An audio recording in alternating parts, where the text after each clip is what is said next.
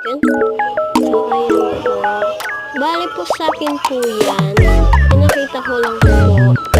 And ayan. Bali po, blind bag po siya. Ayan po, ginawa po namin yun ng kanina. So, ayan. So, ako lang po muna nag-vlog ngayon. Kasi po, wala pa po yung kaibigan po. Nasa CR pa po siya naliligo. So, ako po muna yung nag-vlog ngayon. And wala pa po yung shop. Ayan, sana po magustuhan po niyo po ang nagawa po namin blind bag.